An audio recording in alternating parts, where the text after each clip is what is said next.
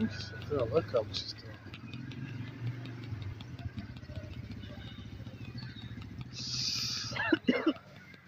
Alors. Bonjour à tous, enfin bonsoir à tous, bonsoir à toutes. Aujourd'hui, on se retrouve dans un live. On va parler la dernière fois. Bonsoir Kimchi, bonsoir à tous, bonsoir à toutes. La dernière fois, dans le précédent live, on a été perturbé par des gens qui sont intervenus, qui n'avaient pas forcément trop de rapport avec ce qui était en question. Donc, je refais un live simplement pour parler du sujet de base. L'aura, la sorcellerie et l'occulte. D'ailleurs, bonne année à tout le monde. Hein. C'est la fin de 2025, véritablement aujourd'hui. On est vraiment en 2026. C'est la nouvelle année, c'est la nouvelle énergie. Le printemps a commencé. Cette journée était particulièrement chaude aussi. Pour ceux qui ont fait attention. Donc, on va en profiter. On va vous parler de trois choses. Donc, par rapport à l'aura, par rapport à l'occulte, par rapport à la sorcellerie, j'allais parler de certaines choses, notamment, bonne année à toi également, Kimchi. Parler également, en fait, simplement du fait que on a une nouvelle année, une nouvelle énergie. Ma compagne m'avait parlé d'un phénomène intéressant. Elle était dans un cours de danse et elle s'était rendue compte, bonsoir à toi et Béné, elle s'est rendue compte du fait qu'effectivement, des gens se permettaient de prendre les énergies d'autrui parce que les autres sont ignorants, d'accord? Il y avait une certaine chaleur, même dans les invocations, j'ai remarqué cela. Oui, bah oui, Kimchi. La nouvelle année, c'est la nouvelle énergie, on rentre véritablement dans une nouvelle fréquence, dans une nouvelle charge. Ça va? Je vais bien souffler, ça va? Ouais, ça fait juste. Ok. Il y a ma compagne à côté de moi, c'est pour ça. Elle médite. On est sorti dehors pour profiter des derniers rayons de soleil. C'est une journée. Bonjour à toi, Kwasi. Ah, toi, je t'aurais bien aimé d'avoir tout à l'heure, toi, d'ailleurs. Donc, aujourd'hui, on parle littéralement de la sorcellerie, de l'occulte et de l'aura. Vous avez ressenti la nouvelle année, vous avez ressenti la nouvelle énergie, la nouvelle fréquence. C'est une autre énergie, c'est vraiment l'année 2026 qui commence. Janvier 2026 n'est pas le début, on est encore en 2025. Le 21 mars, le printemps, ça annonce la nouvelle année. On peut profiter de nouvelles énergies, on peut avoir du bien-être. C'est-à-dire que c'est une journée d'équinoxe. En gros, c'est une journée favorable pour pas mal de choses. Il y avait une vidéo que ma compagne m'a montrée d'une fille qui parlait justement du fait que si vous avez connu une nuit difficile aujourd'hui, si vous avez connu des rêves dans lesquels vous avez connu des attaques occultes, vous pouvez profiter de cette journée pour vraiment, en fait, faire des rituels, poser des intentions, faire des libations, méditer, faire du magnétisme, faire des invocations, faire tout ce qui va avec pour appeler les énergies à vous favorables. Parce qu'on entre dans une nouvelle année et naturellement, il faut laisser derrière soi toutes les influences qui sont dans le passé. Ok ?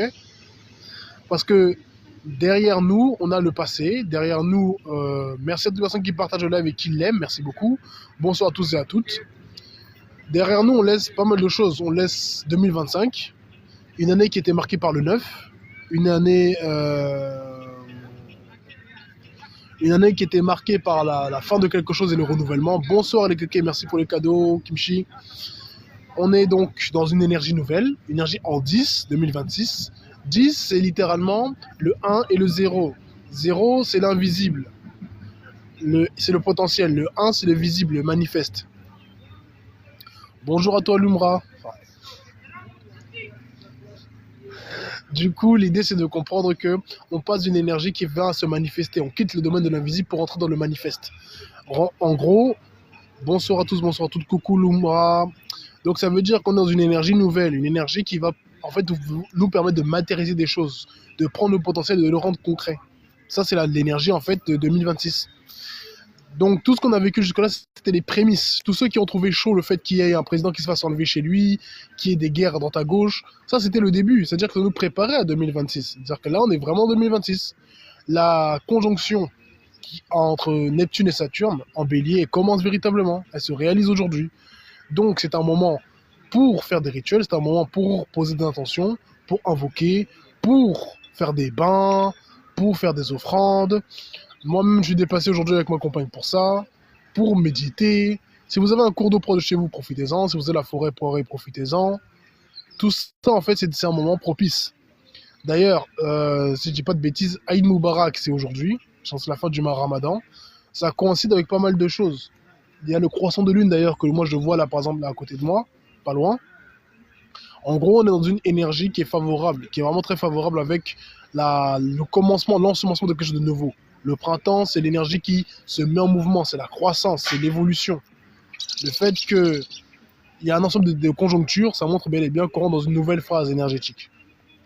Donc, ce petit rappel, pour vous dire que quand on parle d'aura, par exemple, l'aura, c'est beaucoup de choses. Quand tu as une connaissance occulte et quand tu sais faire des choses, l'aura, c'est cette force qui te permet de réaliser des rituels. Cette énergie qui te permet de mettre des protections. Cette énergie qui permet de te purifier, de te guérir. Quand tu n'es pas conscient de tout ce processus, l'aura, c'est ce qui te fait sentir l'ambiance d'une journée, d'un groupe, d'une personne, d'un moment, bref. Aujourd'hui, normalement, si vous avez ressenti une énergie beaucoup plus chaude, beaucoup plus favorable, beaucoup plus chaleureuse en fait qui se met en mouvement. Ça, c'est littéralement en fait ce qui se passe en ce moment. Il y a une énergie. Ah bah merci beaucoup Kimchi. Il y a une énergie en vérité qui est clairement dans une dynamique de mouvement, dans une dynamique de croissance. L'aura ambiante, c'est une énergie qui va vous amener à réaliser vos rêves. Je vais vous donner un petit conseil. Vous vous mettez à méditer dos à un arbre et vous ressentez l'air, la terre autour de vous, comment les énergies circulent. Parce que c'est un moment propice pour faire circuler le flux dans votre corps, pour ressentir la croissance, pour ressentir l'évolution, ok? Donc vous vous connectez à ces énergies et vous vous y ancrez. La nouvelle année commence, vous pouvez profiter d'aujourd'hui par exemple. Si vous avez des choses, des offrandes que vous avez mises sur vos autels et que vous devez enlever, enlevez-les, allez les enterrer, allez les mettre à l'eau. C'est une bonne période pour ça. Donc, encore une fois, bonsoir à tous et à toutes. Merci beaucoup d'être présentes et présents dans ce live. Merci beaucoup aux personnes qui partagent le live, qui le republient, qui s'abonnent et qui font des cadeaux. Merci aux personnes qui partagent le live. Sachez que aujourd'hui, c'est un très bon moment pour tout ce qui va concerner en fait l'idée de recommencer sa vie, si vous voulez. Quand chaque nouvelle année, c'est un nouveau recommencement. La nature nous montre la possibilité de grandir à nouveau. On a quitté l'hiver, on rentre vraiment dans le printemps. On rentre dans une énergie qui va favoriser la mise en avant. Si vous avez des projets, si vous avez des entreprises, vous pouvez profiter de ce moment-là. Bonsoir à Thomas Pichulo. Vous pouvez profiter de ce moment pour littéralement mettre en mouvement certaines choses. Vous pouvez profiter de ça pour recommencer certains projets, pour faire un ménage chez vous, littéralement. Faites le ménage dans votre maison. Purifiez votre maison. Faites un débriefing de l'année passée et de ce que vous voulez voir se matérialiser. Le moment est propice. Le moment est favorable. C'est une nouvelle année, nouvelle énergie, nouvelle saison. Par exemple, si vous pratiquez la méditation, même si ce n'est pas depuis longtemps, vous travaillez à vous connecter, vous travaillez à respirer. Respirez l'air frais du printemps. Ressentez la différence entre l'air de maintenant et l'air d'il y a par exemple un mois. Ressentez cette énergie, ressentez cette poussée en avant. C'est d'ailleurs le 21, si je dis pas de bêtises, on entre dans la saison du bélier. Donc c'est-à-dire que l'énergie se met en mouvement.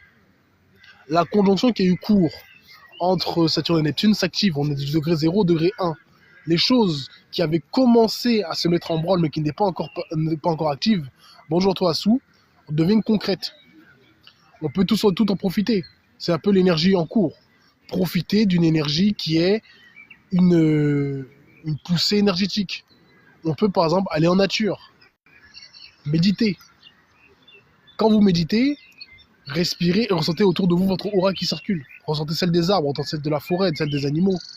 Connectez-vous à tout ça. Ressentez la nature qui s'éveille. Ressentez le mouvement. Ressentez le fait que tout fleurit. Vous regardez les arbres, regardez les fleurs. Vous voyez que tout fleurit. Vous voyez que les animaux sortent. Tout ce qui se passe aujourd'hui est une période, enfin, pendant la période-ci, c'est une période de nettoyage. Si des relations se mettent en arrêt, si certaines choses ne se produisent pas, considérez que c'est une période c'est du nettoyage. Ce qui n'est pas bon pour vous va quitter. Ce qui est bon pour vous va rentrer.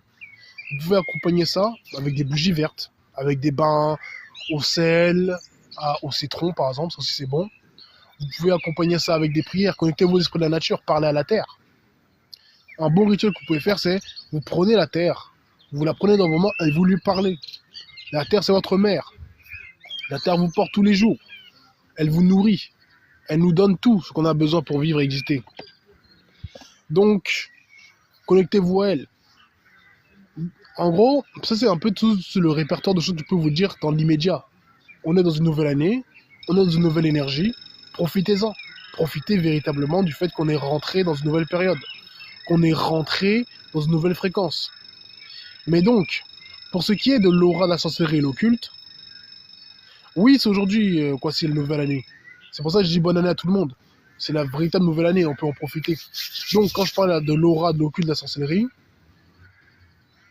c'est littéralement l'énergie, en fait, quand on est dans une période comme le printemps, si vous êtes victime de mauvais sorts, c'est le bon moment pour casser ces mauvais sorts.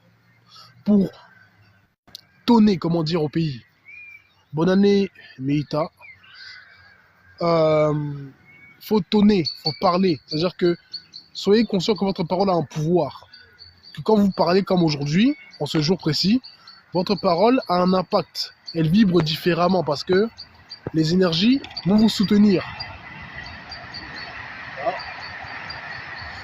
Si vous commencez quelque chose de nouveau, c'est le bon moment. Si vous avez fait des rêves bizarres cette nuit, si depuis un certain temps vous galérez, peut-être dans les finances, dans les relations, dans la santé, si vous avez des problèmes de nature spirituelle, le moment est venu d'utiliser cette énergie nouvelle, d'utiliser cette nouvelle année, cette nouvelle force pour changer de fréquence, pour changer de plan énergétique. Il y a beaucoup d'exercices qu'on peut mettre en place en ce jour. Sachez que autant les gens qui veulent se libérer peuvent profiter du printemps, autant les mauvais sorciers peuvent également en profiter. Les courants d'énergie sont neutres. C'est un peu comme une vague, vous voyez. La vague n'a pas d'intention particulière, à part le fait d'être ce qu'elle est, d'accomplir sa fonction. Et ceux qui peuvent la saisir, la saisissent. Ceux qui en sont incapables ne la saisiront pas. Mais tous ceux qui sont aptes à ressentir les énergies en eux autour d'eux peuvent ressentir cette poussée en avant, peuvent la canaliser dans leurs rituels. Les rituels par rapport aux éléments. L'eau, l'air, la terre, le feu, tous ces éléments, les terres, peuvent être canalisés plus facilement. En fait, c'est également un moment favorable pour se connecter aux esprits. Parce que quand on est en équinoxe, comme aujourd'hui, c'est une période qui ouvre les portes entre le monde visible et invisible. C'est une période qui rend plus facile l'interaction avec les autres dimensions. C'est pour ça que moi, d'ailleurs, tout à l'heure, j'allais faire certaines offrandes avec ma compagne, on est venu pour ça aussi. C'est aussi le bon moment pour méditer, pour faire des rituels de purification, pour invoquer des ancêtres, invoquer des esprits de la nature, et tout simplement pour travailler le magnétisme. Vraiment, il y a une énergie qui va vous avantager. Parce que les petits, les animaux naissent beaucoup en printemps. C'est une période qui est favorable. Les petits peuvent naître ou émerger au printemps. De la même manière que le printemps, c'est une bonne période pour les unions. D'accord ? Souvent, vous pouvez célébrer les mariages au printemps. Les naissances pourraient se produire au printemps. C'est également la période des amours pour beaucoup d'animaux. C'est pour ça qu'il y a une passion, il y a une pulsion d'énergie en avant. À vous de la saisir, à vous d'en profiter, parce que c'est ça en fait. C'est quand on est conscient des cycles de nature, on en profite. Quand on est conscient des mouvements naturels, on en profite. Donc, j'ai mon rituel d'offrande à la divine mère. Ouais, la terre, ouais. De toute façon, aujourd'hui, c'est le moment d'honorer la divine mère. La déesse mère, la déesse terre. C'est aujourd'hui qu'on l'honore, c'est aujourd'hui qu'on la vénère, parce qu'en vérité, c'est son jour. C'est le jour où elle sort de l'hiver, c'est le jour où elle se part de mille et une couleurs. C'est le jour où elle est de nouveau fertile. Après une longue période de retrait, une longue période de régénération dans le secret, la terre-mère est propice à la croissance. La terre-mère est propice au renouvellement. J'ai gardé mes cheveux, mes ongles pour le... Bah oui, parce qu'en fait, printemps c'est la renaissance, printemps c'est le renouvellement. Tes cheveux et tes ongles sont des manifestations de l'énergie vitale. Que tu donnes ça à la terre, à l'eau ou quel que soit l'élément, c'est un bon moment pour en profiter. Parce que oui, quand ce genre de période arrive, on peut renaître.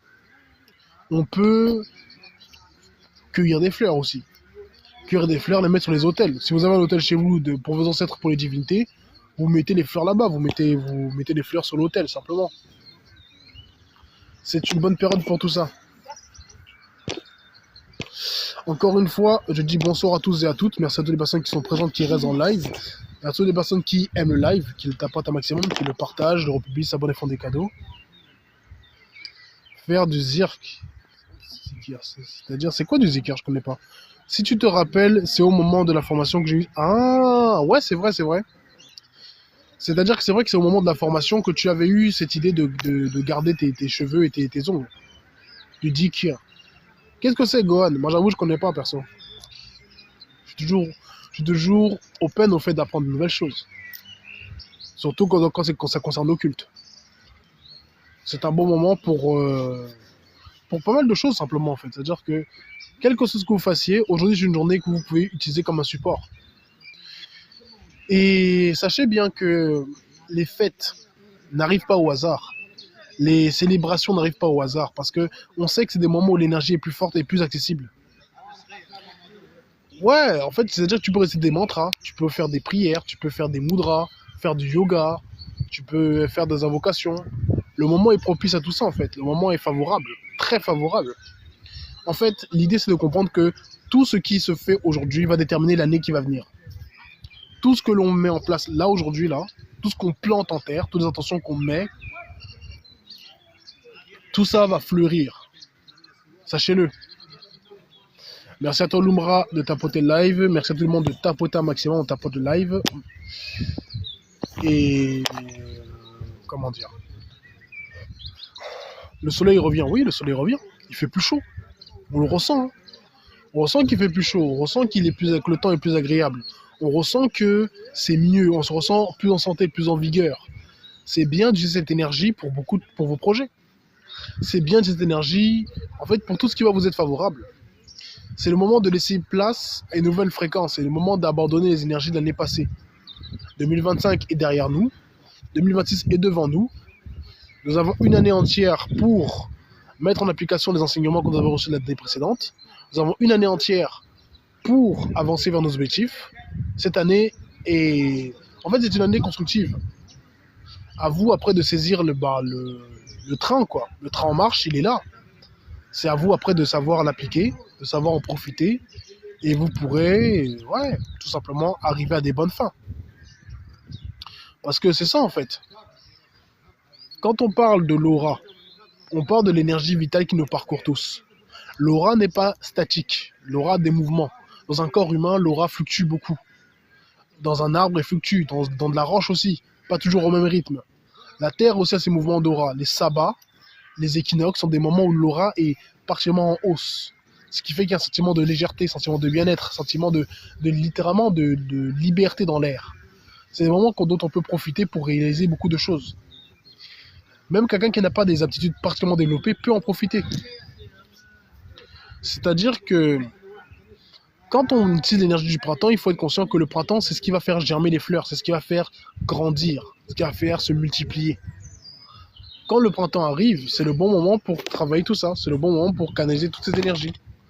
Parce que quand le printemps se manifeste, c'est le bon moment pour que nos projets deviennent réels. Si vous avez un rêve, que vous nourrissez depuis un bon moment, que vous voulez voir se concrétiser, vous pouvez tout simplement prendre un bout de papier. Merci à toi pour le cadeau, Papy Chelou. Ce bout de papier, vous le prenez, vous écrivez dessus et vous le pliez. Vous l'enterrez. Vous enterrez ce bout de papier dans le sol, proche d'un arbre. Et vous mettez l'intention que tout ce que vous plantez dans la terre revient multiplier, parce que c'est exactement cette énergie. Tout ce que vous mettrez en terre, tout ce que vous aurez littéralement en fait mis dans le sol, va vous revenir en démultiplier, parce que c'est ça l'énergie du printemps. C'est pour ça que je vous conseille tous et à toutes de faire du ménage chez vous. Prenez une douche, un bain rituel, purifiez à l'encens votre maison, faites tourner des mantras, vous-même faites des mantras. Parce que c'est-à-dire que vous allez vous recharger et vous mettre en alignement avec l'énergie de la nouvelle année. Parce que c'est ça en fait. Il faut savoir profiter des moments opportuns.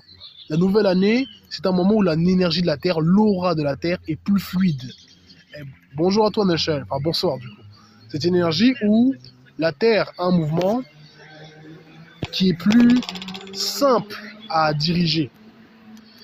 Quand le printemps arrive, l'énergie se déploie, nos énergies se déploient, la Terre se déploie, elle se fait belle. L'aura de la Terre est littéralement pétillante, surtout pendant l'équinoxe. Donc c'est le moment littéralement vraiment de tonner, de parler. Si vous avez des intentions, parlez. Salut Marco, j'espère que vous vous portez bien, j'écoute. Ah bah écoute, moi ça va, hein. J'espère que toi aussi. Bonjour à toi Leila, bonsoir à tous, bonsoir à toutes, bonsoir Santia. Sachez bel et bien que oui. Merci. Sachez bel et bien que le moment est vraiment en fait favorable. Moi, c'est tout ce que je pourrais pas arrêter de vous dire, que l'énergie du printemps, c'est la graine qui sort de terre, d'accord? C'est la graine qui sort de terre et qui fleurit. C'est-à-dire que si pendant le reste de l'année là, 2025, parce que jusqu'à hier, on était encore en 2025, il faut savoir que si vos énergies étaient en retrait, si vos énergies avaient du mal à se déployer, dites-vous que ça va changer. L'équinoxe vous amène la possibilité de vous déployer, la possibilité de libérer tout ce que vous avez en vous. Alors moi je vais vous le dire, rêvez, imaginez, parlez à la terre, parlez au ciel, parlez à la nature, canalisez les énergies, connectez-vous à elles. T'étais bloqué? Bah écoute, en fait, il faut savoir que la nouvelle lune, je sais pas comment vous l'avez vécu, mais cette nouvelle lune ça peut mis un coup de frein à beaucoup de choses. Moi, le gentil personne, nouvelle lune en poisson, ça a mis un coup de frein à beaucoup d'éléments. Résultat, on a pu se sentir bloqué, on a pu avoir une manque de fluidité à certaines choses. Mais là, l'énergie est clairement différente. Happy New Year à toi, NHL. L'énergie est différente parce qu'elle va nous pousser tous et toutes à littéralement grandir. Si tu étais bloqué, si tu étais restreint, bah, c'est le moment pour te libérer. Si tu subis des mauvais sorts depuis un certain temps, c'est le moment également de les casser. Tout ce que vous avez à faire, c'est très simple. Tu te mets dans ton salon, imaginons. Ou si tu peux, tu sors dehors. Tu prends de l'eau, tu verses, tu fais un cercle autour de toi avec cette eau. Et pendant que tu verses cette eau autour de toi, tu appelles les forces. Force du sud, force de l'est, force de l'ouest, force du nord. Force du feu, force de l'air, force de l'eau, force de la terre, force de l'éther. Canalisez les 5 éléments. Canalisez les 4 points cardinaux. Appelez vos ancêtres. Appelez les divinités. Appelez les cieux angéliques. Appelez les forces élémentaires. Appelez les puissances démoniaques favorables à vous. Appelez tout ce qui est bon pour vous. Remerciez pour cette année. Je l'espère, hein, vous êtes encore en vie, vous êtes en bonne santé, vous n'êtes pas à la rue. C'est-à-dire que vous avez des raisons de vous réjouir. Remerciez pour tout. Remerciez pour l'aide, remerciez pour le soutien, remerciez pour les conseils, remerciez pour la protection, remerciez pour le succès sous toutes ses formes. Remerciez pour tout ça. Soyez dans la gratitude. Oui, tu peux brûler la feuille des vœux. Hein. Bonsoir à toi, Kainos. Tu peux brûler la feuille des vœux. Tu peux la brûler. Soit tu la disperses dans un carrefour à 4 côtés, soit tu enterres, soit tu vas mettre ça dans l'eau. C'est toi qui vois. Parce que si tu vas, par exemple, aujourd'hui, il faut savoir que l'énergie d'un carrefour, c'est une énergie qui déploie et qui littéralement disperse aussi. Si tu as des choses négatives qui sont arrivées dans ta vie, tu les écris. Tout ce qui arrive dans ta vie négativement et que tu ne veux plus voir se produire. Tu t'écris, tu prends quelques secondes, quelques minutes, tu mets ton intention comme si tu mettais toute ton énergie négative dans l'objet, dans la feuille. Tu envoies tout ça. Quand tu sens que c'est bon, tu plies. En fait, tu ne plies même pas. Comme si tu froisses le truc comme ça, dans une boule. Après, tu brûles. Et tu peux aller disperser ça dans un carrefour aux 4 côtés. C'est pour que le mal, les difficultés ne puissent plus jamais se présenter à toi. Bien, ça ne veut pas dire que tu n'auras plus jamais de problème. Ça veut dire que tu te prémunis pour l'année à venir. Tu prends une garantie de forces qui vont être favorables pour la suite. C'est un exemple. Dis merci à toi. Au plaisir, Nechel. Ça, c'est une base. C'est-à-dire que de la même manière, tu peux aussi prendre tous tes projets, tout ce que tu veux voir se réaliser de concret. Soit tu peux brûler, transformer ça en cendre, tu mets ça dans la terre, tu enterres ça au pied d'un arbre, et tu dis à la terre qu'elle prenne cette énergie, qu'elle la purifie, qu'elle la fasse remonter vers le ciel, ça donne des fruits mûrs. C'est un exemple. Tu peux faire ça avec du papier. Tu peux faire ça si par exemple tu as fait comme Kwasi ou d'autres. Si tu as pris des cheveux, de la barbe, des ongles, tu brûles le tout, tu enterres, ou tu ne brûles pas, mais tu enterres, parce que la terre, c'est elle, la déesse mère. C'est l'énergie du printemps. Le printemps est lié à l'air, parce que c'est le vent qui souffle, un nouveau vent, d'accord? Mais c'est-à-dire que c'est l'énergie qui contrebalance l'air, c'est la terre. Donc, à vous de vous connecter à cet élément pour vraiment bénéficier de ces influences favorables. Pour moi, c'est pratiquement ce que je vous conseille. Hein. Ah bah voilà. Ah, c'est pratique ça, quand même. Donc ouais, profitez-en. Moi, je vais vous le dire, profitez clairement de ces influences, profitez clairement de cette énergie qui est là. Pareil, si vous pouvez, vous faites un bain. Vous faites un bain, vous prenez, je sais pas moi, vous prenez par exemple le sel, le citron, des classiques, de l'orange aussi si vous en avez. Vous prenez, vous mélangez, vous remerciez l'année pour tous ces enseignements, vous canalisez par exemple, je sais pas, vous dites succès, succès, succès, gloire et tout ce que vous voulez. Ou après vous faites votre bain, vous vous nettoyez avec. Marco Ra, ouais, par rapport à Ra. Après, j'aurais pu mettre d'autres noms. Ra, c'est le nom qu'on lui connaît. Mais après, sinon, on peut l'appeler Ré. Chez les Beti, les Ewondo, les Boulou, les Fang, en fait, les Ekans, voilà ce qu'on appelait Lonzobo. Chez les Sawa, on va l'appeler Etum. Chez les Yoruba, on va plus l'appeler Sekbolissa. Rien à voir, mais on peut invoquer un esprit pour éloigner les moustiques. Dans le sud, j'imagine que c'est chaud. Techniquement, oui, tu peux. Il y a des esprits de la forêt qui peuvent jouer ce rôle. Parce que les esprits de la forêt et des racines ont pour caractéristique de gérer les insectes. Donc à voir. Hein. J'avoue, j'ai jamais essayé, mais ça peut être intéressant. Le soleil tout à l'heure était vraiment bon. Oui, Kimchi.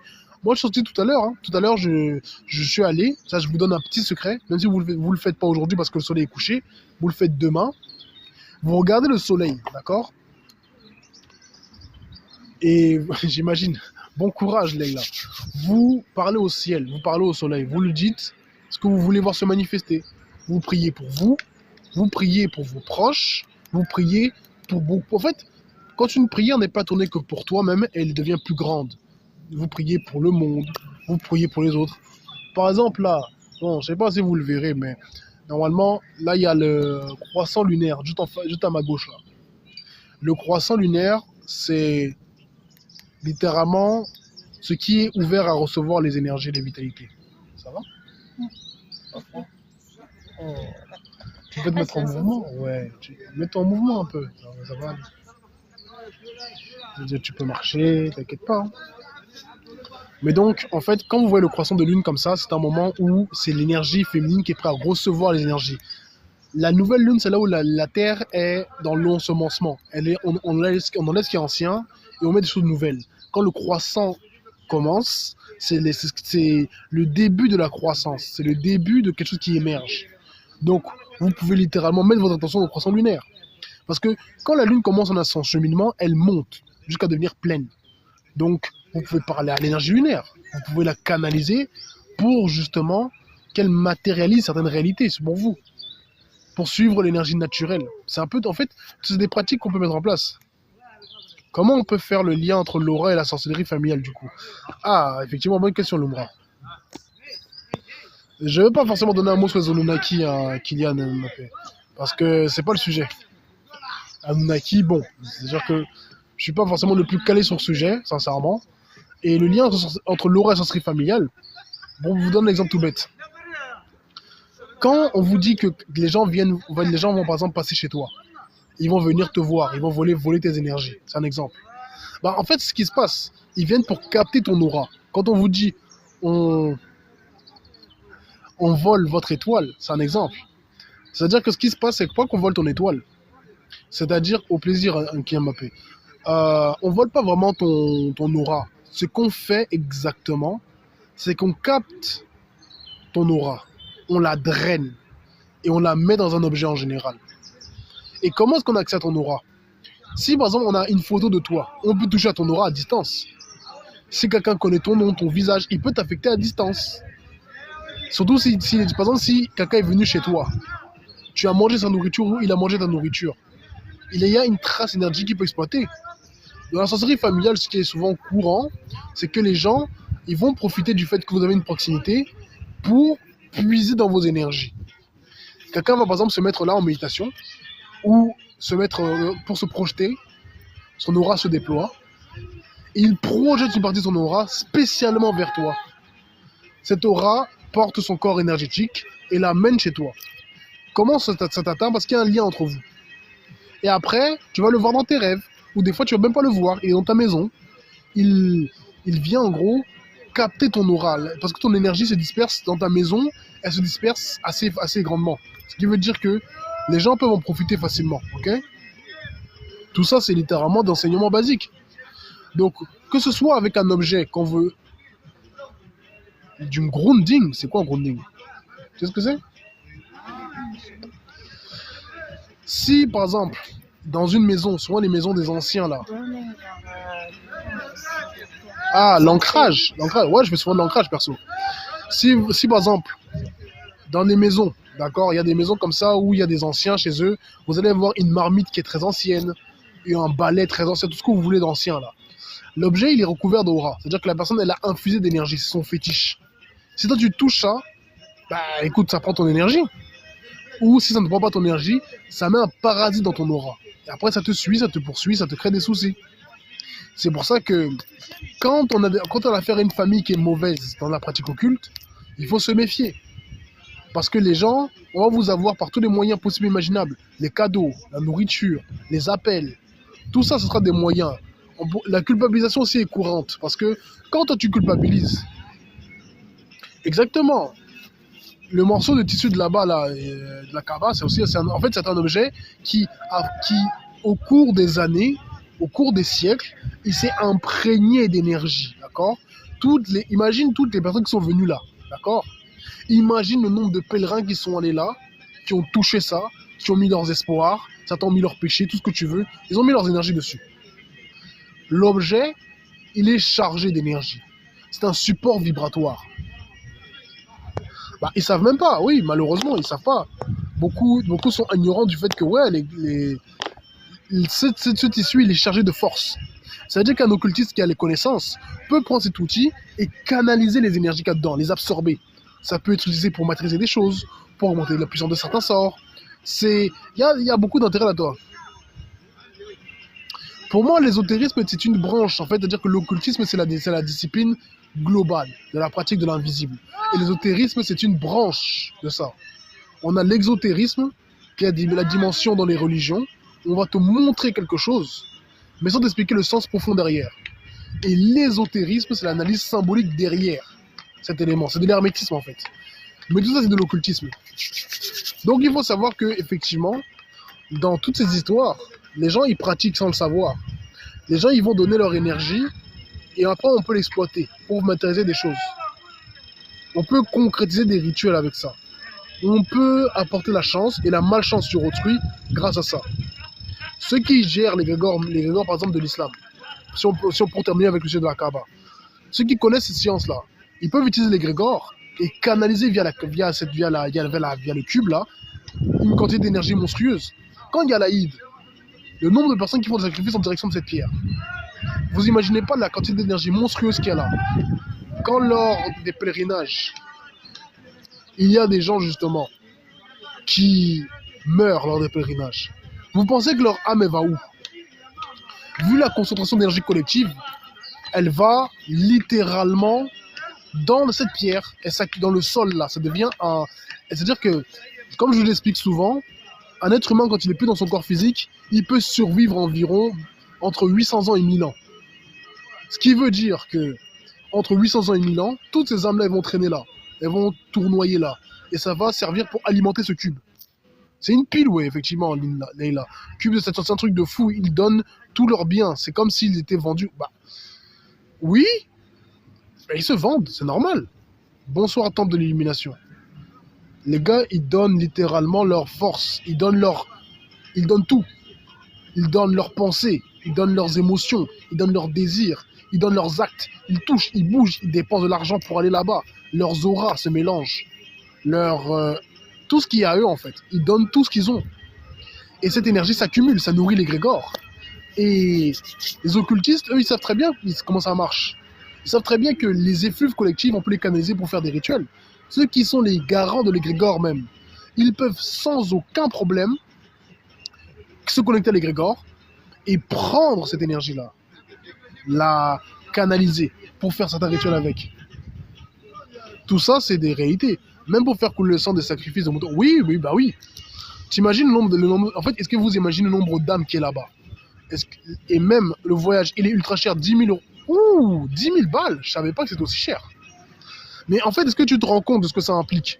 Ça veut dire que quelqu'un, il est capable de donner tout son effort, toute l'intensité de son énergie pour ça. Il va là-bas. Et des fois, il meurt même là-bas. Ça veut dire que son énergie, elle reste là. Il reste en servitude là-bas. Mais c'est pareil dans tous les lieux de culte. Hein. C'est pareil même pour la politique. Pourquoi autant de religions dans les élites venir Saturne? Parce qu'en fait, tu sais qu'il y a des gens qui sont piétineurs dans les pèlerinages là. Ouais, tu tombes mal, fini hein. Entre 8 000 et 10 000 euros le séjour, une vie de sacrifice. Ah ouais, c'est chaud. Je savais pas que c'était autant. Les pèlerins font des vœux en utilisant les grégores de la Mecque. Oui, quand ils font des vœux, je sais pas quoi, des vœux de, je sais pas, je sais pas, moi je suis pas musulman, je sais pas, mais les vœux qu'ils vont faire. C'est-à-dire que ça va servir. Allez, bouge. Marche un peu, ça te fait du bien. Les vœux qu'ils vont faire, etc. Sachez-le bien. Hein. L'égrégore entend et ça canalise ses énergies. En fait, on a aussi peur de se tromper envers Dieu, la dite force supérieure. En fait, quand je vais vous expliquer un truc tout simple. Hein. Pourquoi est-ce que dans les religions, que ce soit les juifs, les chrétiens, les musulmans, ils ont aussi peur? Et je tenais à te remercier pour ton investissement. Ah bah Néris, bah au plaisir, hein, merci à toi et bonsoir. Pourquoi est-ce qu'ils ont peur de se tromper? La divinité qui vénère, c'est Saturne. Saturne n'est pas mauvais en soi. Hein. Saturne, c'est littéralement la structure, c'est l'ordre, c'est l'ancien des jours. Mais c'est également celui qui bouffe ses propres enfants. Saturne, c'est pas un dieu gentil, c'est un dieu dur, un dieu sévère. C'est pour ça que dans les religions, il y a autant de cette peur. Et pourquoi l'image des religions, c'est un dieu barbu? Mais c'est Saturne, c'est l'ancien, c'est celui il incarne l'âge d'or, et en fait il incarne l'ordre, mais l'ordre éternel, les lois qui sont strictes. Et c'est pour ça qu'il demande le sang. Saturne, c'est une planète, mais c'est également une déité. Mais c'est également créé des égrégores. Tout l'ancien, l'écriture de la vieillesse, non? Oui. Saturne, c'est littéralement la décrépitude. C'est la vieillesse. C'est l'ancienneté. Mais c'est également l'héritage. Saturne, c'est celui qui gouverne les eaux, le gouvernement, l'autorité. Celui qui gouverne la matière. C'est-à-dire que, c'est ça Saturne. Avant de dire n'importe quoi, intéresse-toi à l'astrologie. J'ai pas envie de débattre comme la dernière fois avec des gens. Exactement. Ouais. Alors, Saturne s'incarne donc la densité. Merci d'avoir bloqué, hein, Lumbra. Saturne, c'est le dieu qui va incarner la maturation aussi. D'accord? Quand tu mets une graine en terre et qu'elle pourrit, c'est Saturne aussi. Hein. La structure qui se condense, qui meurt et qui revient, ça c'est Saturne. L'idée, c'est l'énergie de la densité. Jupiter, c'est quoi? Là où Saturne incarne le temps qui structure, Jupiter, c'est l'expansion de l'espace dans ce temps. C'est pour ça que dans la mythologie grecque, Jupiter, donc Zeus, c'est le fils de Chronos, de Saturne. Parce que justement, l'énergie de Jupiter, c'est la croissance et l'expansion. C'est pour ça d'ailleurs que Jupiter, c'est la sagesse, mais c'est surtout la chance, l'expansion et le châtiment. Saturne, c'est l'ordre, c'est la structure, c'est la sévérité. C'est également la densité. C'est-à-dire que ces deux énergies sont complémentaires. Dans les religions, une énergie très masculine. Parce que c'est l'énergie du châtiment. On y a retiré la polarité féminine. La polarité féminine, qui est l'énergie qui va apaiser, qui va contrebalancer Saturne, elle n'est pas présente. C'est pour ça qu'il y a tant de déséquilibre. Parce que Saturne, quand une énergie est laissée seule, quand une énergie n'est pas mise en conformité avec sa contrebalance, son skill à contrebalance, elle devient excessive. Par exemple, si on a demandé qu'est-ce que je pense de Vénus. Vénus, c'est le principe de la déité qui va incarner la chair, qui va incarner la beauté, la superficialité, le plaisir et tout ce qui va avec. C'est également l'amour. Pas l'amour romantique en tant que tel. C'est plutôt la lune qui est l'amour romantique. Vénus, c'est l'amour passionné, c'est l'amour charnel, c'est tout ça. Mais par exemple, elle va contrebalancer Mars. Mars, c'est la chair aussi, mais c'est la chair qui est blessée. C'est le sang qui coule. c'est la violence, c'est l'action, c'est le dynamisme. On a besoin de Mars pour avoir la force. Pour avoir Quand Mars est exalté, on est tous beaucoup plus dynamiques. L'aura de cette planète est plus active sur Terre et nous tous on le ressent. Mais si cette planète n'est pas harmonisée avec Vénus, ça devient tout de suite des guerres. Quand Mars est trop fort, il y a des guerres sur la Terre, il y a des conflits partout, c'est normal. On a besoin de cette énergie martienne pour agir. On a besoin de cette énergie martienne pour concrétiser des choses. Mais si elle n'est pas équilibrée, ça devient excessif. Vénus va apporter plus de tendresse, par exemple. Et c'est ce qui va équilibrer Mars. Toutes les planètes interagissent entre elles avec leurs auras respectives. Et leurs auras créent des phénomènes. Quand Saturne est trop fort, les structures deviennent rigides, elles ont du mal à changer. Le gouvernement devient oppressif et totalitaire. Quand Jupiter est trop fort, son énergie amène de l'expansion, mais ça amène de l'excès. Ça peut amener de la gloutonnerie, En fait, ça va donner des excès, que ce soit alimentaire, sexuel, ce qui va avec. Parce que Jupiter, c'est aussi ça. C'est pour ça que dans la mythologie, Zeus, c'est un coureur de jupons. Zeus, c'est un gars qui couche à tout va. C'est un gars qui ne se contient pas. Par exemple, on vous dit dans les mythes, que Zeus, il allait coucher avec des mortels. Homme comme femme, hein, je précise. Genre que lui, il n'en avait rien à battre. Saturne, lui, quand il régnait, c'était interdit ça. Les dieux ne se mêlaient jamais aux mortels. Parce que c'est ça. Certes, on va dire Saturne c'est le grand méchant. Oui et non. On a besoin de Saturne, parce que si Jupiter on laisse en roue libre, ça devient le bordel. Bonsoir toi belle étoile. On a besoin de ces énergies, on a besoin de ce contrebalancement. On a besoin de la structure de Saturne, on a besoin de l'expansion de Jupiter. On a besoin de la douceur de Neptune. Comment recommencer selon la période inverse? Bah en fait, quand tu es face à une planète qui est très forte, tu dois te rapprocher de la planète qui la contrebalance. Tu dois t'équilibrer énergétiquement par rapport à elle. Donc voilà. Donc exactement en fait, c'est-à-dire que, etc. Chaque planète se contrebalance, que ce soit Uranus. Uranus c'est le père de Saturne. Dans les mythes, Uranos, il est castré par son fils Saturne. Uranos c'est l'énergie brute. Uranus c'est la planète qui va incarner les catastrophes, les coups de chance, les malheurs. Elle incarne vraiment l'énergie brute qui est libérée, c'est la foudre. Pas l'éclair de Jupiter, c'est littéralement l'explosion tonitruante d'énergie, c'est le chaos brut. D'accord? C'est l'expansion. C'est même plus que l'expansion, c'est une énergie très brute qui n'a pas de morale. C'est d'ailleurs pour ça que dans la mythologie, on vous dit que Uranus, quand il a des enfants avec Gaïa, il engendre des monstres. Parce que l'enfant est ce qui fait ressortir ce qui est enfoui en toi de manière exaltée. Et les enfants, il veut les garder dans le ventre de la mère. Ça veut dire qu'il ne veut pas permettre l'expansion. Il veut profiter sans respecter le cadre énergétique. Il veut la reproduction sans l'enfantement. Il est dans un déséquilibre. Mais c'est Uranus, c'est l'expansion de la force sans retenue. Saturne vient, il casse Uranus. Parce que Saturne, c'est le temps. C'est lui qui va dire stop, il y a un cadre. Donc il n'est pas que mauvais Saturne. C'est grâce à lui qu'on a le monde organisé. S'il n'y a pas de Saturne, il n'y a pas de monde organisé. C'est la barbarie, c'est le désordre. De la même manière, Jupiter vient pourquoi? Parce que Saturne devient excessif. Le cadre de Saturne devient, il dévore ses propres enfants. Il lui aussi bloque l'expansion. Saturne, s'il n'est pas contrebalancé quelque part, il devient trop fort, il écrase, il empêche l'expansion. Jupiter arrive, il permet cette expansion. Il fait sortir Hadès, donc Pluton, Neptune, donc Poséidon, Héra, donc comment on appelle, Cérès, etc. Toutes ces déités, il les fait sortir du ventre de Chronos. Il les recrache.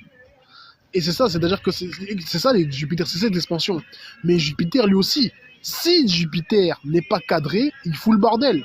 À un moment, Zeus il commence à coucher à tout va, il commence à foutre le sbeul. Qu'est-ce qui se passe? Dans la mythologie, on dit que c'est son fils, son premier fils, Arès, Mars, qui va tuer Zeus. Oui, il va le renverser. Parce que Mars, c'est l'action, le dynamisme. Mais le dynamisme se concentre dans un but précis. C'est la lame qui coupe. Donc oui, ça c'est Mars. Il va donc imposer à l'expansion du Jupiter une canalisation et un cadre donné. Chaque planète, donc dans les mythes que vous écoutez, on vous parle de mouvements célestes. On vous parle de comment les énergies, les auras des planètes interagissent les unes avec les autres. Et on vous dira que vous allez voir que le cadre où ça se passe, c'est toujours la Terre. Parce que la Terre, c'est elle qui reçoit toutes les influences. Voilà pourquoi ce principe féminin, voilà pourquoi on parle de Gaïa, la déesse mère. C'est ça. Parce que c'est elle elle n'est pas la première planète à avoir existé dans le cosmos, mais elle incarne l'énergie de la matrice, qui va être le support dans lequel tout va se produire. Et ça, en fait, c'est-à-dire que quand tu écoutes bien les mythes, tu vas comprendre qu'il y a un enseignement occulte. On t'explique comment pratiquer la magie des astres, comment utiliser telle planète, comment contrebalancer les excès de telle ou telle planète. Par exemple, si tu vois que Saturne est trop forte, rapproche-toi de Jupiter. Si l'énergie de Jupiter, l'expansion est trop dans le désordre, rapproche-toi de Mars, la discipline. En fait, tu contrebalances par rapport à chacune des forces, par rapport aux mythes. Mais ces énergies-là sont également en nous, le but est de les équilibrer. Justement, le but c'est d'équilibrer ces énergies, mais le fait est qu'elles sont en toi, elles sont autour de toi. Les planètes, c'est des canalisateurs collectifs, si tu regardes bien. On a en nous tous ces astres.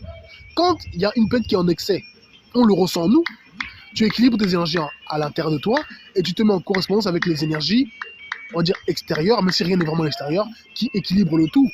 Parce que c'est ça en fait. Quand on vous parle d'aura, on vous parle de ces énergies qui vous habitent, on vous parle de ces énergies à laquelle il faut trouver l'harmonie intérieure. Profitez du fait qu'on est à Aïd Moubarak, le moment où c'est la fête, la célébration. Donc l'égrégore, du coup musulman, il est très actif. Et toutes leurs célébrations, ça émet de l'énergie. On peut capter ces énergies. Moi là par exemple, je ne sais pas si vous entendez, il y a un groupe qui est en train de fêter. Et moi ce que je fais, par exemple, là je vous donne une petite technique en direct. Je canalise mon aura, elle m'entoure. Elle fait ce mouvement-là, spiralé. Et je me connecte. C'est-à-dire que vous voyez, ils sont en train de rire, de faire de la musique, tout ça. Donc toute leur énergie est comme ça, en effluve. Et c'est-à-dire que c'est-à-dire que le mouvement énergétique, je canalise ces énergies, d'accord, en rotation. Cette rotation va permettre, c'est un peu comme si tu as un tamis. J'enlève les excès, j'enlève ce qui n'est pas bon pour moi, je canalise seulement ce qui m'est utile, et je prends, je la fais monter cette énergie dans tous mes chakras, et je me recharge grâce à ça. Parce que oui, c'est pour ça que les fêtes sont utiles, pour ceux qui connaissent le culte, on en profite de ça. D'ailleurs, Nikta Goliath récupère ses énergies. Oui, il récupère. Nikta Goliath, il faut savoir que son but fondamental, c'est de... Bonjour à toi, Weheb. C'est littéralement de transmuter les énergies, de les amener le positif en plus et le négatif, de transmuter en positif. C'est-à-dire que le but de Nikta Goliath, c'est de faire monter les fréquences vibratoires. Ce qui veut dire que quand il y a des célébrations comme ça, Nikta Goliath, dans le plan spirituel, il canalise l'énergie ambiante. On alchimise exactement. Ouais, pourquoi est-ce que tu veux monter? Parce que la dernière fois, j'ai fait l'erreur, et malheureusement, je nous ai fait perdre du temps. J'ai fait monter des gens qui... Déjà, la question, est-ce que tu es religieux? Parce que je suis désolé, je vais poser cette question souvent maintenant. Parce que de là va dépendre l'interaction. La dernière fois, c'était fatigant, autant pour moi que pour le reste des personnes en live. Donc, je peux bien faire monter des gens, mais à condition que la personne, elle me dise clairement ce qu'elle veut. C'est-à-dire que il faut me dire exactement ce que tu veux, pourquoi tu veux monter, etc. Donc bon. Mais il faut filtrer, je suis obligé. De toute façon, vous l'avez vu hier. Hier, c'est-à-dire que c'était un bordel sans nom. C'est-à-dire que c'était juste pas possible. Donc c'est pour ça aussi que j'ai refait ce live. Donc, pardon, en plus il vient à peine d'arriver. Ouais, j'avoue, on vient à peine d'arriver. Là, ça fait quoi? Ça va faire 48 minutes. Le but, c'est de taper maximum, d'aller 1h30, 2h, maximum. Donc, ouais, sachez-le bien. Donc ça veut dire que par exemple Nikta Goliath je peux l'utiliser. Je peux canaliser Nikta Goliath littéralement avec vos énergies collectives en plus qui le supportent pour que les énergies qui sont en train d'émettre là, je les canalise, les absorbe, ça recharge Nikta Goliath, ça me recharge moi, ça vous recharge aussi vous paradoxalement, ça renforce les effets que je recherche et en plus de ça, je me connecte à l'égrégore musulman aussi et je puise directement dans cette pluie. Alors cette année, Ramadan plus Carême, l'égrégore est puissant. En fait, c'est-à-dire qu'il y a l'égrégore chrétien, l'égrégore musulman qui se rencontrent. On est dans la conjonction Saturne et Neptune. Donc en gros, ouais, j'ai fait un sort de dôme. T'as perçu quelque chose, mais c'est-à-dire que c'est comme une sphère, effectivement. Quelle est l'influence de ton émetteur sur ta fréquence? Ça dépend. Par exemple, si je veux vraiment monter ma fréquence, je fais des semaines entières où je mange que du végétarien. Je jeûne. Moi, je suis quelqu'un qui jeûne beaucoup. Je mange peut-être une fois par jour. Vraiment un vrai repas par jour. Le reste du temps, je mange pas. Ou je mange des fruits. Pour que tu puisses te connecter. J'ai 57 ans. Bonsoir à toi, Candide. Tu as 57 ans? Ouais, mais... Je connais Lio, je connais très bien Lio, t'inquiète. Ça m'est déjà arrivé d'être dans ce live. Je connais bien Lio. Et Jupiter a fini sa rétrograde en Cancer. Ouais. Parce que la rétrograde de Jupiter, quand Jupiter rétrograde, ça peut créer des problèmes. Ça peut créer effectivement des tensions financières, etc. Ça peut créer des arrêts. Mais donc, le fait est qu'il a terminé sa rétrograde, ça veut dire qu'il est de nouveau actif. De ce que je sais, Jupiter va vraiment être de nouveau vraiment pleinement actif à partir du 5 avril. Donc d'ici là, on peut en profiter. On peut profiter du fait que l'énergie va commencer à monter de plus en plus, ça va accélérer pour tout ce qui est abondance, tout ce qui est finance, etc. Bonsoir à toi, Colette. Donc en fait, faut vraiment être conscient de tout ça, faut vraiment être conscient que je voudrais activer mon énergie vibratoire. Un mot sur Gematria. Ah, c'est pour ça, les finances, c'est chaud en ce moment. Bah, je vais pas te mentir que même moi, j'ai eu des blocages financiers à mon niveau. C'est-à-dire que, en fait, il faut savoir que tu n'as pas qu'une planète. Tu as toutes les planètes en toi et tu es connecté à tous ces astres. Par contre, il y a forcément un astre avec lequel tu es plus actif que d'autres. Il faut savoir ça. On est connecté à tous les astres, à toutes les forces. Par contre, on est, par exemple, si tu es, je sais pas moi, si tu es de tel ou tel signe, il y a telle ou telle influence qui entre en ligne de compte. Si tu es poisson, c'est plus Neptune. Qui va, on va dire qu'il y a ce qu'on appelle les planètes maîtresses. On a Jupiter et Neptune pour le poisson. Pour le Capricorne, on a... comment on appelle ça? Le Capricorne, on a Saturne. Pour Jupiter, on a le Sagittaire. Pour le Gémeaux, c'est Mercure. Chaque signe a ce qu'on appelle des planètes maîtresses. Mais ça ne veut pas dire que les autres ne vont pas vraiment avoir l'influence.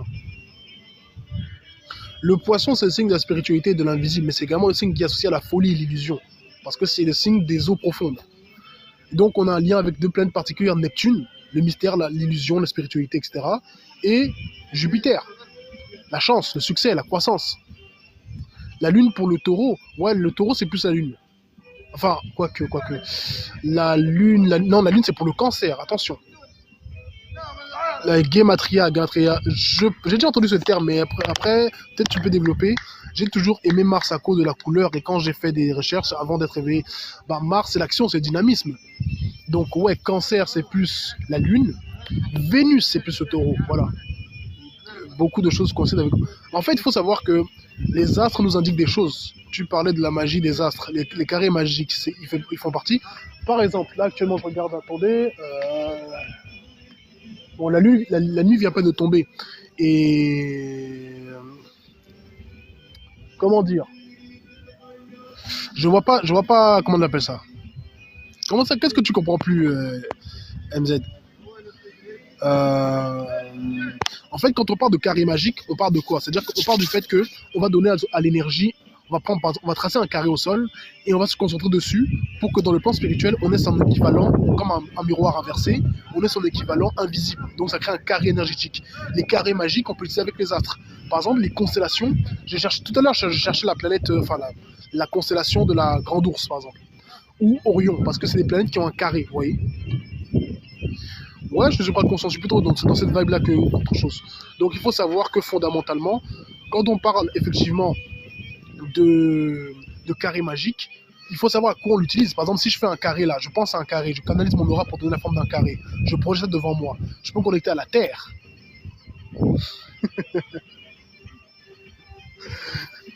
Je peux me connecter. Elle fait du yoga. Je peux me connecter à la Terre pour que l'énergie terrestre structure mon carré et le rende plus fort. Je peux me connecter au feu pour que ce carré rende le truc plus fort. À l'eau, pareil. Les magies élémentaires sont utiles pour pouvoir renforcer les carrés. Par exemple, je peux utiliser le nord, l'est, l'ouest, le sud. J'utilise les 4 points cardinaux pour renforcer un carré magique. C'est-à-dire que si, par exemple, je veux contenir une entité quelque part, je mets les 4 points cardinaux, je canalise donc les énergies de la Terre. Et je peux associer aux 4 éléments à chaque point. Le nord pour l'air, le sud pour la terre, l'est pour le feu, l'ouest pour l'eau. Et c'est-à-dire que ça renforce un carré en fait. C'est-à-dire que ça fait un double carré. Et le carré, c'est l'énergie qui condense, qui cristallise. Mais je peux aussi utiliser d'autres techniques. Moi, je suis dans une dynamique, j'utilise beaucoup l'énergie des astres. Je peux par exemple canaliser l'énergie de comment on va l'appeler? La Grande Ourse, Orion. Je peux aussi trouver la constellation de je ne sais quel astre. Il y a... qui d'autre? La constellation du Young, je sais pas. Mais en tout cas, je peux utiliser une de ces... Parce qu'il faut savoir que la distance entre les étoiles ne change pas. La petite ours aussi, c'est vrai. La distance entre les étoiles, elle est non seulement une ouverture, une porte vers l'infini, mais également une limite infranchissable. Si tu sais bien faire la magie des astres, d'ailleurs j'ai commencé à associer cette énergie dans mes sorts, plus qu'avant en tout cas, ça fait que la barrière que tu vas mettre en place, elle est quasi impénétrable. Elle est très dure à casser. À part si quelqu'un utilise la même magie que toi, il ne pourra pas. Alors, En fait, on a un signe astro solaire, son ascendant, puis on a aussi notre signe lunaire. Ça, tu sais, moi, je fais ce qu'on appelle des guidances astrologiques. C'est-à-dire que si ça vous intéresse, vous pouvez littéralement contacter en privé pour que je puisse vous faire une guidance astrologique. La guidance, c'est quoi? C'est que on va prendre ton thème astral, on va l'analyser, on va voir c'est quoi là où il y a tes forces, là où il y a tes faiblesses. Parce que on a beaucoup de choses. Dans la gnose, on pratique de l'accumulation luminique, comme si on respire l'énergie du soleil en nous. Oui, j'ai fait ça tout à l'heure, quand il y avait le soleil encore actif. L'énergie du soleil, c'est l'énergie de l'action et du dynamisme, l'énergie du mouvement. On peut se connecter à elle pour en bénéficier. C'est pour cela que je voulais une guidance. Bah écoute, contacte-moi en privé, ouais, ben on voit ça, il n'y a pas de souci, parce que j'avoue, quand je suis en live comme ça, c'est un peu compliqué, je prends des cas par cas. C'est-à-dire que si vous avez besoin d'une consultation, d'une guidance, d'un déblocage, d'un contresort, contactez-moi en privé. Je serai beaucoup plus actif, je ne vais pas vous mentir, dimanche et lundi je ne travaille pas, mais à partir de mardi je bosse. Après, vous pouvez me contacter aujourd'hui, on prévoit que ce soit une consultation, une guidance, etc. la semaine prochaine. Tout simplement, vous vous préparez entre-temps. Parce que ouais, moi j'avoue, là c'était exceptionnel, parce que c'est la nouvelle année, parce qu'aujourd'hui j'ai commencé la formation, parce que effectivement c'est aussi le fait que hier il y a eu le live, c'est pas aussi bien passé que je voulais. C'est pour ça que j'ai relancé un live aujourd'hui. Je me suis dit, je ne vais pas terminer l'année en mode ayant été perturbé par des énergies, ayant été vaincu. C'est principalement pour ça en fait. Donc ouais, il faut vous dire qu'aujourd'hui, c'est un moment pour faire beaucoup de choses. C'est un moment pour commencer quelque chose de nouveau. Donc voilà, c'est... Comment dire? Bonsoir à toi, Sen, ça fait longtemps que je t'avais pas vu. Moi, je voulais savoir, y a-t-il un rapport entre nos signes à l'intérieur et les étoiles, nos étoiles énergie? Vous voyez un rapport. Coucou à toi, Sens. Donc en fait, comment ça interagit? Je donne un exemple assez simple, d'accord? Imagine une toile d'araignée, d'accord? Sur une toile d'araignée, imagine toi, il y a un centre, ok? Imagine tu es au centre. Si par exemple, imaginons il y a des sphères. Il y a des sphères à droite et à gauche, d'accord? Sur la toile. Si je prends une des sphères, par exemple, je la tapote comme ça vibre, n'est-ce pas? Donc la sphère qui est au centre de la toile, elle va aussi être affectée par ça. Vois un peu la même chose. C'est un peu comme si nous tous, on était sur un grand tissage, d'accord? On est comme des points, des nœuds. Et les planètes ont des nœuds plus gros que nous. Donc quand ils se mettent en mouvement, nous aussi on vibre. Quand c'est des mouvements collectifs, nous aussi on est assez affectés. Et quand on agit individuellement, nous aussi on fait vibrer la toile. Moins fort, sur le coup, mais l'effet se répartit et affectera tout à plus ou moins long terme. Donc oui, c'est pour ça qu'effectivement, quand on parle d'aura, par exemple, les concerts sont des lieux qui sont plébiscités par les occultistes. Moi, je vais vous dire la vérité, j'ai pas eu l'occasion d'aller dans des concerts, mais si je vais dans un concert, c'est pour canaliser les énergies des gens. Oui. Vous allez dire, ouais, Marco, t'es mauvais. Ah, je suis pas mauvais, je suis juste conscient, moi. La gnose t'a ouvert les yeux, bah très bien, ouais. C'est vrai que la gnose, si t'es chrétien, bah la gnose, c'est bien. Si t'es musulman, le soufisme, c'est très bien aussi. Si t'es juif, c'est la kabbale. Si tu es par exemple, tu fais du bouddhisme ou de l'hindouisme, tu vas t'intéresser à ce qu'on appelle les yogas. Le Vajra Yoga, c'est un exemple. Ou le Pranama Yoga, etc. C'est du vampirisme, oui, mais pas exactement. En gros, moi, ce que je fais, c'est quoi? Les êtres humains ne sont pas conscients que quand ils pensent fortement à quelque chose, quand ils le ressentent fort, quand ils le désirent fort, qu'ils bougent par rapport à ça, qu'ils se réunissent, et qui mettent leur imaginaire derrière tout ça, leur fantasme, etc., ça crée une condensation d'énergie très forte. Chaque personne qui danse, qui se secoue, qui chante, elle libère son aura comme ça autour d'elle. Et cette aura, c'est un peu comme une flamme, tu vois. Elle libère de la lumière, encore et encore et encore. Et quand ils sont plusieurs, ça s'accumule, ça devient comme des torrents, comme des vortex. Et moi, ce que je fais, parce que j'ai appris à canaliser mon aura et la stabiliser, je me mets au milieu et j'absorbe l'énergie. Je ne veux pas directement prendre dans leur aura. Je vais littéralement prendre l'énergie qu'ils émettent et les égrégores qu'ils créent inconsciemment ensemble. Et pour transmettre l'énergie, il faut l'intention, il faut avoir l'intention claire de le faire, il faut visualiser le support que tu vas utiliser, avoir un état de présence émotionnelle adéquate. Tu peux utiliser des mudras, des paroles qui vont servir d'amplificateur. Et après, bien sûr, tu canalises tu utilises ton imaginaire et ton aura. C'est principalement comme ça qu'on réussit à transmuter. On peut transmuter à partir d'une spirale, on peut transmuter à partir d'un carré, on peut transmuter à partir d'une forme géométrique qui va servir de structure, de contenant, etc. Comment j'absorbe? Attends. Il faut une pierre sur soi. Non, pas forcément besoin de pierre. Tu as juste besoin de ton aura. Hein. Moi, je canalise, je sens mon aura autour de moi. Déjà mon aura, la partie superficielle de mon aura, je la fais tourner en mouvement spiralé. Et la rotation va attirer les énergies émises. Ça va prendre ces énergies, ça va comme les filtrer, comme dans un tamis, et je vais les intégrer à moi, simplement. Donc mon aura va rentrer après dans mon corps, dans mes veines, dans tout ça, et je vais l'imprégner. C'est une forme de vampirisme, mais pas forcément un mauvais vampirisme, parce que justement, je suis pas en train de voler les énergies de quelqu'un de particulier. Dans tous les cas, on pratique le vampirisme même quand on ne sait pas. Quand tu serres la main à quelqu'un, vous échangez de l'énergie. Quand vous couchez avec une personne, vous échangez de l'énergie. Quand vous... Comment on appelle ça? En fait, quoi que vous fassiez, vous allez changer d'énergie. Même là, actuellement, on fait du vampirisme les uns les autres, hein, pour se dire la vérité. Littéralement, je vous donne de l'énergie,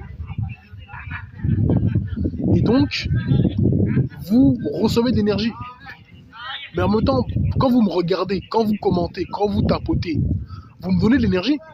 Pourquoi est-ce que vous croyez que il y a des gens qui doivent le dire inconsciemment, mais les créateurs de contenu, les youtubeurs, les tiktokers, tous là, ils vous disent « Ouais, donnez-moi de la force ».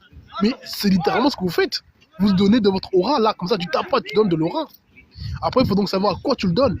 C'est aussi pour ça que toutes les entreprises, Facebook, Instagram, tout ça, ils veulent littéralement votre attention. Parce que là où va l'attention, va l'aura. L'énergie va là. En fait, quand deux personnes débattent aussi. C'est-à-dire quand deux personnes débattent, c'est un échange d'énergie. Mais c'est parce qu'il y a cet échange d'énergie aussi que moi, avant tout live, je mets des protections. J'en ai toujours sur mon téléphone, sur moi-même. Je mets des filtres. C'est-à-dire que c'est un peu comme si l'énergie, elle va être filtrée avant de me toucher. Et je ne vais pas permettre à n'importe qui d'avoir accès à mon énergie. Je mets des voiles de dissimulation pour que si quelqu'un veut observer trop ce qui se passe dans mon oreille, il ne puisse pas savoir. Tout ça, c'est des techniques qu'il faut savoir mettre en place. Parce que oui, tout le monde n'est pas bien intentionné. Tout le monde n'a pas des belles pensées, ni des belles émotions. Parce que l'aura, quand on parle de sorcellerie et d'aura, c'est littéralement ce que je suis en train de vous parler. Là, si je vous parle d'occulte, je vous parle de sorcellerie, parce que pratique dans le concret, et je parle de l'aura. Parce que ce soit les débats télévisés, quand vous regardez les... Quand, par exemple, moi, je vais vous donner un exemple qui va peut-être vous... Peut-être certains vont se sentir visés, mais je m'en fous un peu, dans tous les cas. Quand vous allez en manif, qu'est-ce que vous faites? Vous marchez, vous criez, vous avez vos slogans. Ouais, carburant moins cher, je sais pas ce que vous voulez. Ouais, c'est des revendications naturelles. C'est-à-dire que vous donnez de l'énergie physique. Vous êtes en mouvement. Vous portez des choses, vous parlez, tout ça. C'est de l'énergie de volonté, du désir. C'est une volonté qui vous habite, qui vous pousse à agir. Donc, énergie éthérique, vous donnez.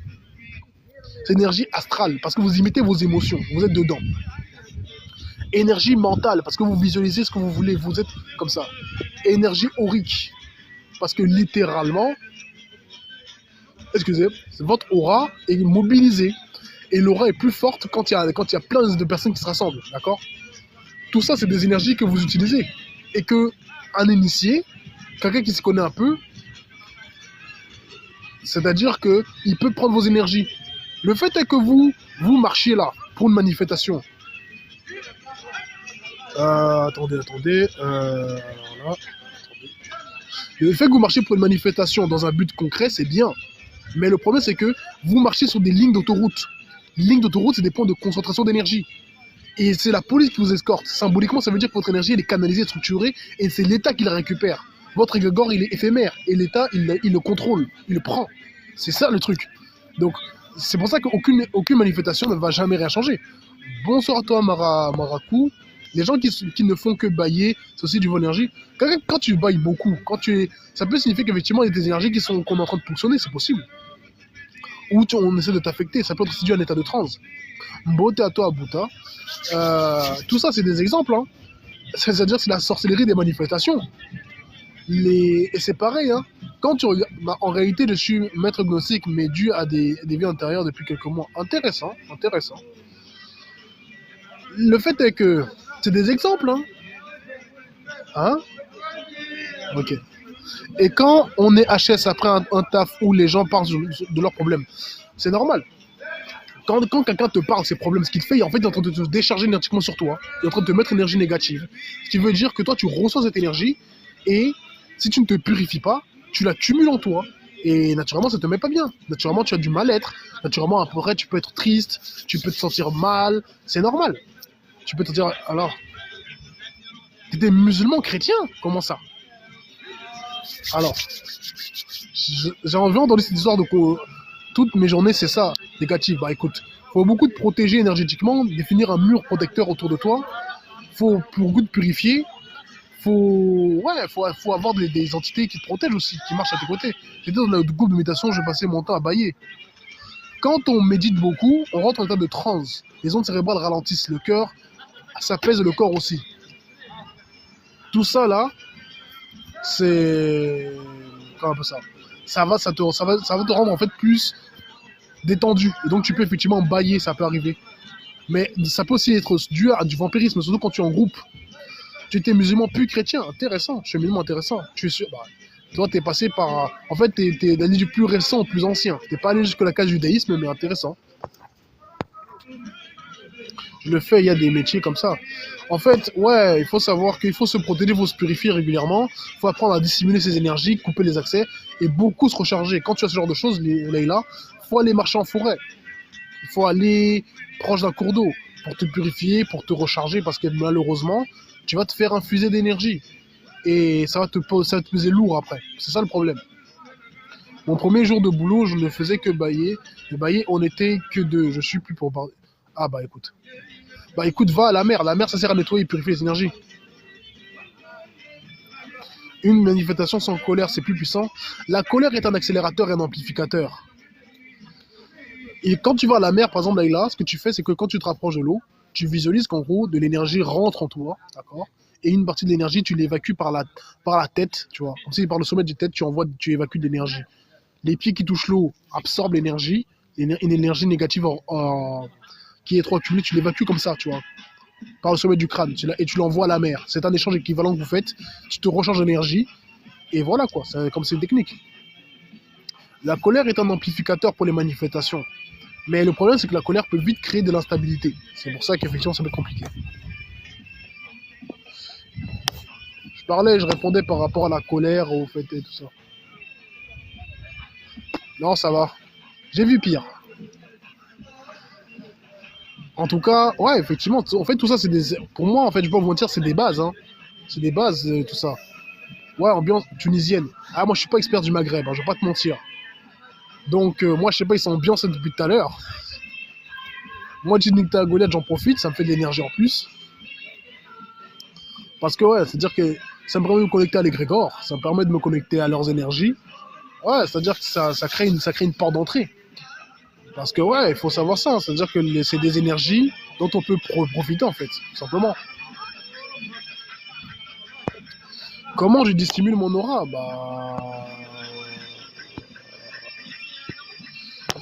Moi, je dissimule mon aura, c'est-à-dire que je mets l'intention que mon aura m'entoure, je la ramène à l'intérieur de mon corps, le plus proche possible. Et après, tout simplement, je la fais fusionner avec la terre, avec la nature. Ce qui fait que mon énergie devient pratiquement identique à celle de la nature. Ce qui fait que c'est dur à détecter, savoir où je suis, ce que je veux, etc. Quoi? Je donne des techniques là, tu veux dire? Ouais, j'avoue. En gros, la clé serait l'intentionnalisation avec un égrégore pour s'en changer. Littéralement, ouais, ce serait l'une des clés. Ce serait l'une des clés, effectivement, pour en profiter. Les mariages, c'est également c'est des égrégores de joie, effectivement. Le mariage, les fêtes, les deuils aussi. Tout ça, ce sont des égrégores. Effectivement, ma compagne a raison, je donne trop de techniques. Hein? Effectivement. C'est vrai que ça, c'est des informations. De toute façon, ceux qui sont en formation avec moi, là, j'ai vu que... Bon, Loumra m'assiste, naturellement, dans la formation. Et j'ai vu Belle Étoile qui est dans la formation aussi.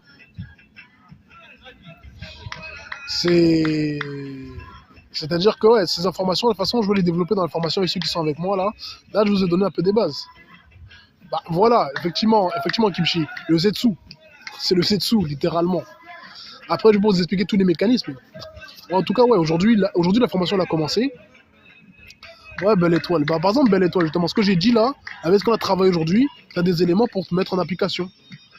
Merci aux personnes qui s'abonnent, merci aux personnes qui republient, merci aux personnes qui aiment le live, merci aux personnes qui le commentent avec des bons commentaires, merci à tout le monde qui fait les cadeaux, qui s'y abonne, etc. Mais là, c'est que les grandes lignes, les détails, il faut se former, logique, oui, oui. Moi, j'ai besoin d'aide pour le lâcher prise. Le lâcher prise, ma chère amie, ou mon cher, le lâcher prise, c'est quelque chose qui se développe progressivement. Quand on entend de belle étoile, bah avec ce que tu as, en fait, avec la formation qu'on est en train de faire, et le fait que tu suis, en fait, tu es dans la formation, tu suis les lives. Donc, en plus, j'imagine les vidéos sur différents réseaux. Ça fait que, en fait, la différence avec ceux qui vont simplement s'arrêter au live, c'est que toi, tu vas voir les détails un peu que je donne en formation. Ça va te permettre de plus facilement comprendre. Et quoi, si toi, on t'attend bientôt en formation, hein, il faut que tu viennes nous parler de comment tu vas commencer à sentir les énergies. Il y a des débutants qui ont besoin d'avoir en gros les expériences d'un aîné. Ça leur aide. Parce que moi, bon, ça veut dire que ça fait 14 ans que je suis là-dedans. Ça veut dire que la formation, aujourd'hui, la formation, elle a commencé. En vrai de vrai, je peux permettre aux gens de s'inscrire peut-être jusqu'en fin mars, à voir. Parce que bon, c'est voir quoi. Ah, bah écoute, bonsoir à toi, Rouen. La Pouquet du Bénin, intéressant. En t'en donnant les grandes lignes, ça incite. Oui, je sais, c'est aussi pour ça. Mais effectivement, comme ma compagne me le fait savoir, et c'est vrai, je dois éviter de trop en donner quand même. Parce que bon, il y a des gens qui payent pour ça quand même. Et c'est-à-dire que bah, c'est comme ça. Hein. Le fait est que quand la formation sur l'aura, vous voyez en fait un exemple, l'énergie féminine, l'énergie masculine. Le masculin, comme le membre viril est fait, il répand l'énergie partout. Mais le féminin, elle condense. C'est pour ça qu'il faut le féminin, c'est important. Parce que moi, j'ai une énergie qui va vouloir transmettre, répondre. Et donc, la femme va forcément, elle va avoir naturellement tendance à dire que ah non, là tu te répands trop, il faut canaliser. C'est ça le truc. Et c'est pour ça que les femmes dans nos traditions, notamment bantou, on sait que c'est des très bonnes commerçantes. La femme est une bonne commerçante, elle est sélective, elle analyse les subtilités sociales. C'est ça le truc. Donc ouais, c'est pour ça. On a besoin de ces énergies-là. Ben moi, je serais bien embêté sans ma compagne. Parce qu'elle me guide aussi, elle m'aide. Il y a des subtilités des fois auxquelles pour elle c'est évident, mais moi c'est pas évident. Moi je suis en train de dire ah ouais. Et des fois elle dit ouais, tu te fous de moi, je dis non, sincèrement. En tout cas, ouais, merci pour le cadeau, Sense. L'homme et la femme se complètent de toute façon, exactement. L'homme apporte la direction, l'homme apporte le mouvement. L'homme apporte l'expansion et le rythme. La femme va donner en fait le cadre concentré. Elle va donner forme. Elle va amener à l'énergie à plus se structurer. Les grands frères Apouké du Bénin, chanteurs spirituels. Ah, intéressant. J'avoue, je ne connaissais pas ce terme, mais merci de me l'apprendre, Owen. Donc ouais, il faut savoir que ça, c'est des exemples. Donc naturellement, si vous avez besoin d'une guidance, vous me contactez en privé pour ça. C'est une guidance astrologique dans laquelle je vais vous apprendre certaines choses. En gros, on va voir votre thème astral, on va voir c'est quoi vos influences, on va voir un peu où est-ce que vous vous trouvez vibratoirement à un moment de votre vie, etc. Pareillement, si vous avez besoin d'une consultation pour faire un check-up énergétique, pour voir ce qu'il y a à faire, bref, on verra. Si vous avez besoin d'un contresort, si quelqu'un vous embête énergiquement, pareil. Si vous avez besoin d'un déblocage, parce que votre énergie ne circule pas assez bien aussi, exercice la totale, contactez mon privé pour ça. J'ai mon lien Beacons, vous pouvez vous connecter à ce lien pour avoir accès à mes différents réseaux, Instagram, Telegram, Facebook, YouTube, LinkedIn, tout ça c'est là-bas. Et vous pouvez également prendre mon livre en PDF directement là-dessus. Ça se passe par paiement PayPal. J'ai enfin réussi à le mettre. Je vais voir si je peux pas mettre un calendrier pour que les gens qui veulent s'inscrire en formation puissent directement passer par là. Enfin, en consultation, parce que là, pourquoi tu es énervé, respire vraiment. On peut échanger ici. On peut échanger, oui, mais il faut savoir que... Comment dire ça? On peut échanger des choses, mais c'est pas aussi simple. Au plaisir, Nérésis. Pourquoi En fait, pourquoi c'est autant pratiqué par les élites? Parce qu'il faut savoir que quand on fait un acte énergétique, quand on fait de la mauvaise sorcellerie, il y a des gens, en gros, ils mangent les gens dans la sorcellerie. C'est-à-dire qu'avec leur corps énergétique, ils bouffent le corps énergétique des autres. D'accord? C'est une forme. Je vais pas vous expliquer les techniques, comment ça marche. Mais en gros, l'idée, c'est de comprendre. Merci à toi, Kevin. Le fait, c'est de comprendre que quand les gens font ça, c'est pour vous vampiriser. Mais quand ils le font, quand tu fais un acte énergétique, lui donner son équivalent physique, ça le renforce. C'est-à-dire que si, par exemple, je sais pas moi, dans ma tête, je visualise, j'utilise mon aura, et je fais en gros, je bois de l'eau, je ressens l'énergie dans mon corps, et avec certaines intentions, quand je vais aller prendre un verre d'eau pour le boire, ça va renforcer ce que j'ai fait. Même si je ne magnétise pas l'eau, par exemple. C'est un exemple. Donc eux, ils font ça parce que ça renforce le vampirisme, parce que le vampirisme rallonge l'espérance de vie de celui qui le fait. Ça permet d'assimiler de l'énergie, ça permet d'assimiler également les connaissances et souvenirs de la personne. C'est pour prendre la jeunesse des gens, c'est pour beaucoup de choses. Ils bouffent des glandes pinéales, ils font des trucs de ouf. C'est-à-dire que, non, parce que les gars, ils savent pourquoi ils font ça. Hein. C'est parce qu'il y a des énergies dont ils profitent, il y a des forces qu'ils peuvent employer comme ça. C'est pour ça, hein. C'est-à-dire que les élites font ça parce que c'est aussi une manière de domination. Il faut savoir quoi. Parce que si tu manges un être, tu prends domination sur lui, d'accord? Et vu que eux ils gouvernent, ça, c'est-à-dire que aussi un des je ne connais pas, mais intéressant. Ben, il ne se cache pas. Bah non, en fait, le pire, c'est que dans les séries, ils vous le montrent. Hein. En fait, ils vous montrent de ça dans les séries. Ils vous montrent clairement qu'ils font des dingueries. Ils ne se cachent pas. Hein. La canne de l'esprit vient du serpent qui mange le renforcement de l'épuisement du cœur. Intéressant. Bah, de quelle ethnie je suis? Je suis ethnie Betty. Je suis ethnie Betty et Sawa, dans tous les cas. Bon, vu que je suis un homme et qu'on prend l'ethnie de son père de base, ouais, je suis un Ewondo, simplement. L'idée, c'est de comprendre que, fondamentalement, les élites, ils vous montrent les choses. Ils vous montrent clairement qu'ils font des dingueries. Ils en ont rien à battre. Hein. Ah, Mami Wata, ouais, je connais. Hein. Mami Wata, en fait, Mami Wata, c'est une énergie un peu particulière. Les mamies, c'est un type d'esprit un peu particulier auquel on peut se connecter. C'est principalement pour la beauté, pour la fécondité, pour la richesse. Ça peut être utilisé également dans des rites pour créer les illusions, pour créer un certain charme aussi, c'est possible. Après, c'est pas conseillé parce que l'esprit de l'eau est un esprit qui est lié à la pureté, en tous les cas. Donc, c'est pas très bon de faire ce genre de pratique parce que, salut à toi, Bidjik. Parce que quand tu fais ce genre de pratique, tôt ou tard, ça te retombe dessus. Hein. C'est ça le problème. Les archontes, as-tu fait le rituel de virginité de Betty? J'ai pas eu l'occasion de le faire, j'ai pas grandi au pays malheureusement. J'ai fait certains rituels de mon côté, mais le temps venu, j'irai me faire initier dans ma tradition, parce que je suis initié à certaines choses, dans ma pratique et dans tout ça, par les forces, mais c'est important d'aller dans sa de virilité.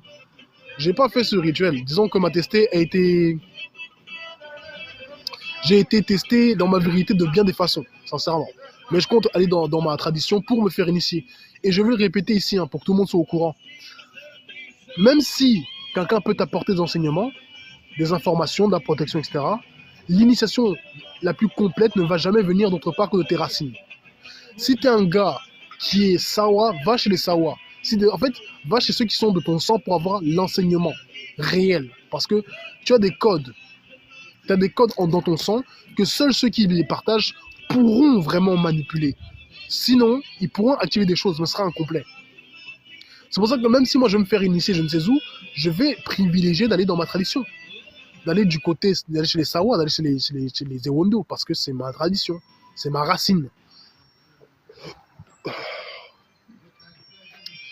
Donc, franchement, c'est tout ce que je dis en fait ici, ce sont des bases.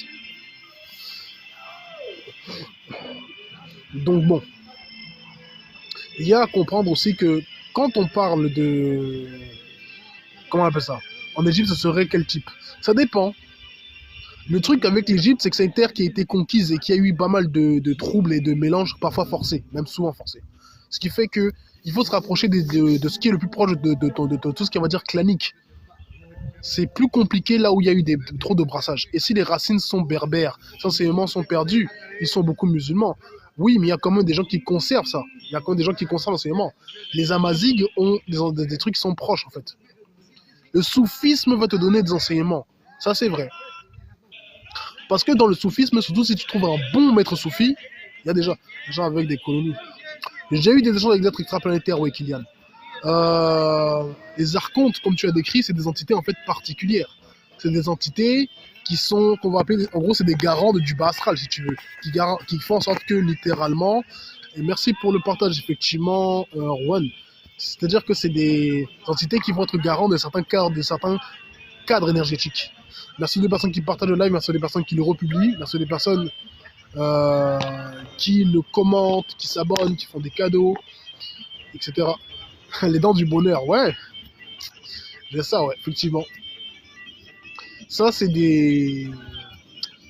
Disons que... Oula. Ah, il y a un chat. Ah, c'est bon signe, ça. Ouais, c'est le chat du quartier. Souvent, moi, je sais pas la première fois que je le vois, lui. Ah, il y a un petit chat, là. C'est un chat roux. Donc, c'est un mâle. Ouais, parce que pour ceux qui ne le savent pas, le roux, c'est un gène, en fait, qui est littéralement, en fait, plus proche pour le chromosome masculin. Les chats roux. Bah, le chat, c'est toujours le synonyme d'un passage entre deux mondes. Et le chat qui est roux, ah, merci pour toi, Arwan. Merci, hein. C'est peut-être le chat qui montre le passage, justement, des énergies d'un plan à un autre. On va pas tarder à partir. Genre, bébou, Assia. Ouais, je vois Tu vois constamment le noir, c'est-à-dire. Un maître soufi, en fait, qui peut t'apporter. Ouais, les brous, c'est des excités, c'est vrai. C'est lié au feu après la couleur rouge. La couleur rouge, c'est orangé. Mais en fait, un maître soufi, c'est un gars qui est dans l'occulte. Faut savoir, c'est comme un maître gnostique. C'est un gars qui connaît l'occulte. Hein. C'est pas un simple religieux, t'inquiète pas. Donc, il pourra t'apprendre des choses. Il pourra t'apprendre des enseignements plutôt poussés. C'est pour ça que aller les questionner, c'est toujours bon, quoi. En tout cas, ouais, en fait, c'est-à-dire que tout ce que je vous donne ici, c'est des bases fondamentales. C'est comment dire ça? Les bases fondamentales de la pratique occulte, de l'aura, de ses influences, de l'influence de groupe, de l'influence de tout ça. Après, il y a des choses que je ne peux pas développer ici parce que là, c'est TikTok, c'est les lives. Le chat noir, tout le temps, il est dans mon quartier, mais depuis que je suis éveillé, je ne le vois plus. Le chat, c'est toujours le portail entre les mondes. Le chat noir, c'est-à-dire que ça peut être synonyme d'une ouverture à des énergies profondes. Comme ça peut être synonyme également d'obscurité et d'illusion. C'est les deux. Le chat, de toute façon, c'est le portail. Quand tu vois un chat quelque part, ça que c'est un portail. D'ailleurs, quand tu regardes bien le chat, tu vois, il met une posture un peu comme ça, là, vous voyez. Il se met un peu dos voûté. C'est un pont, en fait, vous voyez. Moi, j'ai le chat de ma voisine. Il aime venir de s'asseoir sur ma chaise dans le jardin. Bah, les chats, ils sont attirés par les personnes avec certaines auras, en fait. Tu veux la formation? Bah, contacte-moi en privé, on voit ça, alors, Néris. Mais toi, Marco, tu es sage. Bah, moi, personnellement, le savoir que j'ai acquis dans la pratique. Hein. Je suis d'accord sur le fait que le problème avec ceux qui sont dans des pratiques occultes, ésotériques, des religions, ils pratiquent, oui, mais ils se limitent. Malheureusement, ils se limitent beaucoup. C'est-à-dire qu'ils ne sont pas dans une approche complète de la pratique. C'est là où ça peut être restreint. Moi, personnellement, moi, je suis quelqu'un, je me considère... Ouais, j'ai un niveau. Hein. Je suis en capacité d'initier des gens, de former des gens, oui. Mais je me considère que je joue comme un débutant. Hein. Moi, je ne peux pas vous mentir que, avec tout ce que je sais aujourd'hui, je sais que je suis encore un débutant, les gars. Je suis pas encore un... Oui, ça le problème. Parce qu'en fait, le problème, c'est que la pratique qu'ils ont, elle est teintée de peur, elle est teintée de métier. C'est-à-dire que la pratique gnostique, soufie, elle est teintée d'un rapport à la divinité qui est celui de servitude. C'est pour ça qu'ils vont être demi-initiés, si on veut. Ils vont avoir des limites. Parce que ils ont un cadre restrictif, en fait. C'est pour ça. En tout cas, je remercie toutes les personnes qui aiment le live. Je remercie toutes les personnes qui le partagent. Je remercie toutes les personnes qui le commentent. Je remercie toutes les personnes qui s'y abonnent. Je remercie toutes les personnes qui font des cadeaux. Je remercie également toutes les personnes qui contactent en privé, que ce soit pour la formation, pour une consultation, etc. Merci également aux toutes les personnes qui achètent mon livre via le lien Bitcoins, qui me soutiennent sur mes autres réseaux, qui aiment les vidéos, les partagent, les mettent en favoris. Ouais, donc ça c'est un peu... Voilà un peu ce que je peux dire par rapport à la sorcellerie, l'occulte et l'aura. J'ai pu développer un certain nombre de sujets. De toute façon, j'avoue, je commence à avoir froid aux mains et ma compagne aussi, elle commence à avoir froid. Enfin, elle a froid depuis un petit moment, mais elle se réchauffe en bougeant, mais bon, un petit peu frais.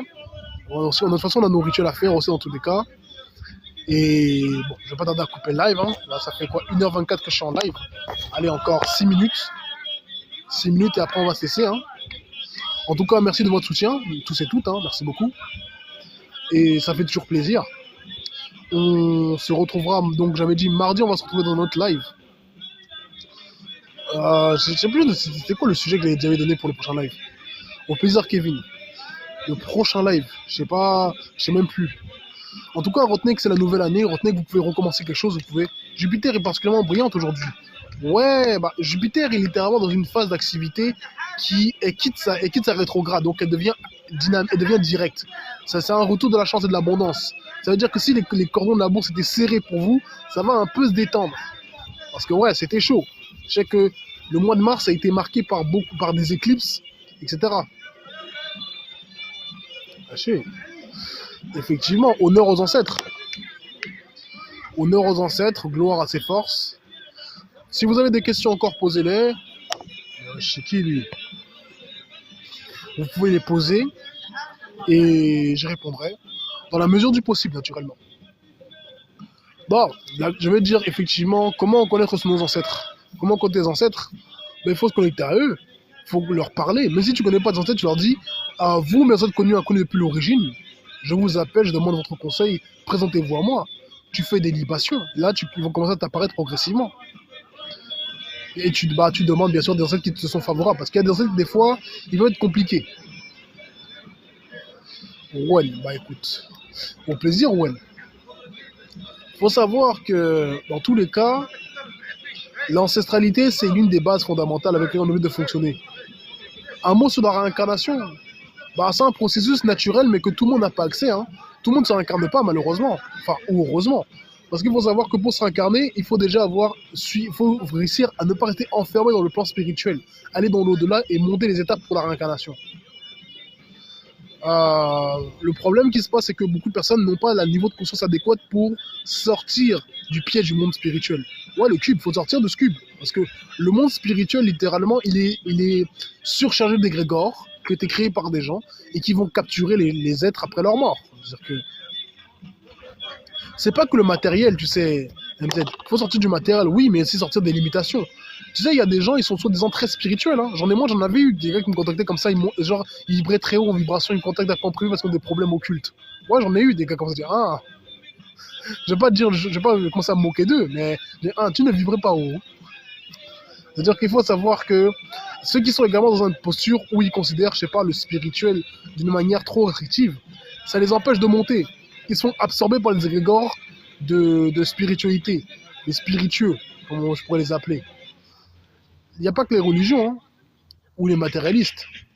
Tous ceux qui ont une limitation de conscience, ils vont forcément se faire attraper par le plan spirituel. Et ils vont croire malheureusement qu'ils sont arrivés dans l'au-delà. En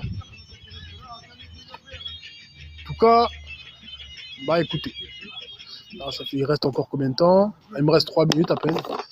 Allez, je vous invite à tapoter un maximum avant la fin du live. On peut attendre les 40K assez facilement. Je remercie tout le monde pour les cadeaux, je remercie tout le monde pour les partages, je remercie tout le monde pour les républications, je remercie tout le monde pour les commentaires sympathiques, je remercie tout le monde pour les abonnements, je remercie tout le monde pour les tapotages. Merci Belle Étoile. Exactement, ouais. En fait, pour la réincarnation, juste je vais terminer là-dessus. Pour sortir de là, il faut bien comprendre que tu dois réussir à quitter le plan spirituel, quitter les égrégores et réussir à atteindre la dimension de l'au-delà avec les ancêtres. Puis après, tu montes et la réincarnation se produit après. Mais il faut dire qu'une majorité ne vont pas se réincarner et beaucoup vont se finir en servitude. Malheureusement, beaucoup de personnes vont devenir des esclaves dans le plan spirituel. Et ça c'est moche, ça. 3 égrégores, c'est 3 niveaux en fait, si on veut. Normalement, on va dire entre 3 et 4 niveaux d'égrégores auxquels il faut passer. Le domaine superficiel, le domaine intermédiaire, le domaine profond. Parce que le plan spirituel, il a 3 grands niveaux. Le domaine superficiel. D'ailleurs, quand tu fais ce qu'on appelle dans les hypnagogies, quand tu commences à t'endormir, que tu commences à voir des choses, tu es dans ce qu'on appelle le domaine superficiel du plan spirituel. Quand tu commences à rêver, mais le rêve est flou, etc., tu es dans le niveau intermédiaire. Et quand tu fais certains rêves qui sont assez clairs, entre autres, tu trouves souvent vers le niveau profond du plan spirituel. Et quand tu fais des rêves qui sont plus vrais que la réalité, là, tu es dans le plan astral, tu as quitté le plan spirituel. Donc l'idée, c'est de réussir à passer les différents niveaux, en fait, des égrégores. Sinon, tu vas rester piégé, et bah, force à toi, hein. Après, si tu as des gens qui sont prêts à être récupérés, tant mieux, sinon, tant pis pour toi. Parce qu'il y en a beaucoup là, on sait, hein. Il y en a beaucoup d'artistes, beaucoup de personnes. Tu les vois, ils travaillent encore, hein. Ils bossent encore. Malheureusement, le travail ne s'arrête pas pour eux parce que pas assez de niveau de conscience. Merci à tout le monde dans les 40K. Ils restent piégés. Il reste une petite minute avant que je coupe le live. Je vous souhaite à tous de passer un très bon week-end. Je vous souhaite également une très bonne année encore une fois. Et ouais, le mardi qui vient, Ouais, on parlera d'un sujet, je sais même plus quel sujet je pourrais aborder. J'ai pas trop d'idées. T'as une idée, toi? Ah, pour les femmes. Un sujet pour les femmes. Ah, ouais, effectivement, effectivement. Avec plaisir. Bah, tu pourras me seconder pendant ce live. Écoute, bah oui, pourquoi pas, hein. Bon week-end à mardi, parti Israël. Parle de la désastre de l'identité féminine. Intéressant, bah écoute. Ma compagne, bah, dans le prochain live, ma compagne, on va voir si elle peut m'accompagner, me seconder. Parce que je suis pas une femme pour parler de certaines vérités, mais bon. En tout cas, bon, moi je vous souhaite un bon week-end, bonne soirée, je coupe le live, on se revoit du coup mardi, on va reparler de l'énergie féminine dans la sorcellerie, dans la pratique occulte, et aussi peut-être pourquoi il y a autant de sorcellerie du côté maternel. Parce que c'est une vraie question ça. Sur ce, bonne soirée tout le monde, on se revoit plus tard, ceux que j'envoie en privé à tout à l'heure, sinon, au revoir. Au plaisir à tous et à toutes, on se dit à plus.